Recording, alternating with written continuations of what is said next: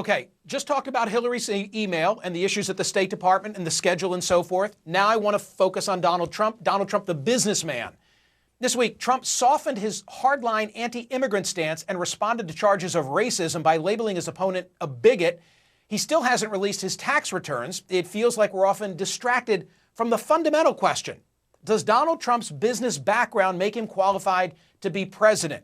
Joining me now, David Cay Johnston. He's a Pulitzer Prize-winning journalist. He's covered Donald Trump for 28 years. He's the author of a brand new book, The Making of Donald Trump. He also teaches at Syracuse University's College of Law.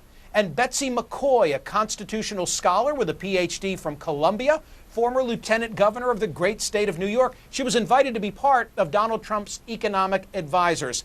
I've read your book, David. In the book, you say, if I'd landed in Arkansas, I'd have written about Hillary, but I landed in Atlantic City, so I wrote about Donald. Right.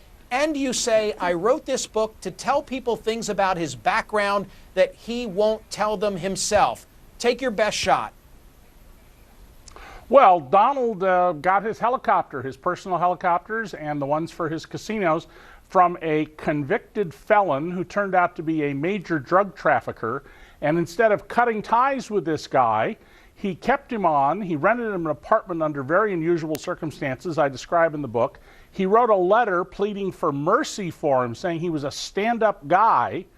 The guy got 18 months, while the people who actually delivered the drugs for him got 20 years. And by the way, the case came before, at one point, Judge Marianne Trump Berry, Donald's older sister. And so here we are worried about these emails and connections, and we should investigate that and we should write about it. But there's been virtually nothing outside of my book about Donald's lifelong business dealings with Russian mobsters, con artists, violent felons, swindlers, and this big-time cocaine trafficker. Lieutenant Governor McCoy, respond, please. I know you're eager to. Yes, I would like to. Voters have a choice. On the one hand, racial demagoguery and class warfare from Hillary Clinton, or on the other hand, real economic growth and higher take-home pay offered by Donald Trump. Right now, our economy is limping along at 1.2% growth. And the reason? Declining business investment. 3/4 of declining business investment. Donald Trump's program to lower corporate tax rates and produce unfettered energy development and release the economy from the burdensome regulations imposed by Barack Obama will mean 4% growth, and that means higher take-home pay for Americans.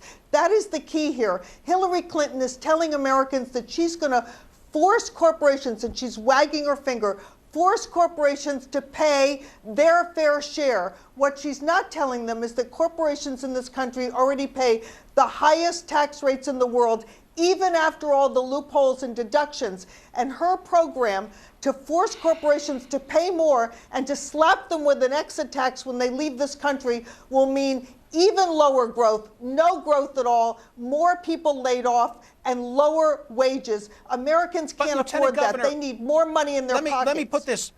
Let me put this question to David, because David, she's responding with substance, and substance is a good thing. Yeah.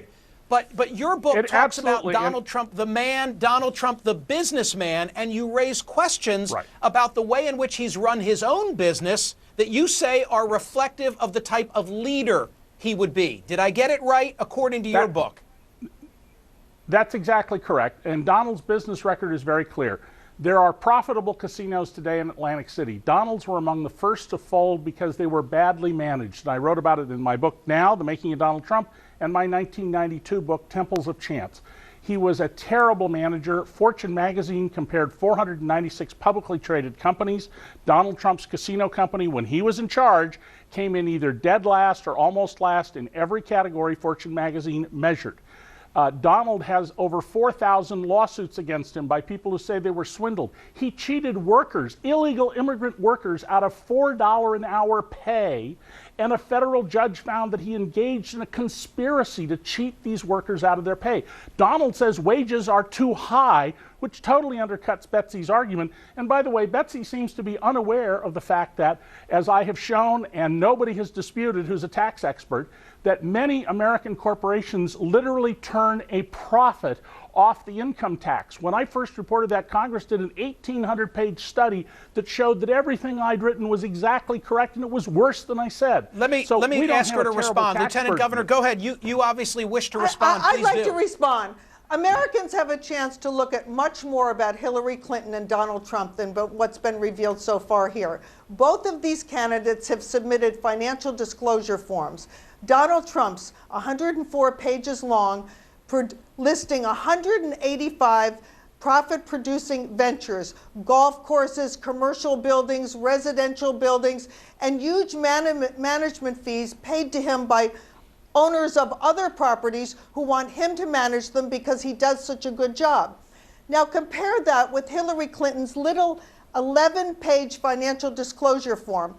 It's all speaking fees and book royalties for which she wrote about herself. Just let me finish. Come on, you have wait a choice. Time out. You have a choice. Wait a minute. No time out. We have seen all of the Clinton.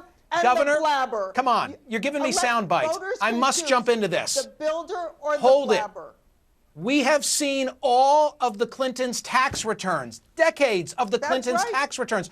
Are you not troubled by the idea of lending? Ma'am, let me finish, and I'll give you the final word. Are you not troubled by the prospect of laying whatever credibility you have on the line for a candidate whose tax returns you and the public have not seen? Well, first of all, tax shaming is the Democratic way of suggesting that somebody who doesn't pay the highest rate is morally deficient.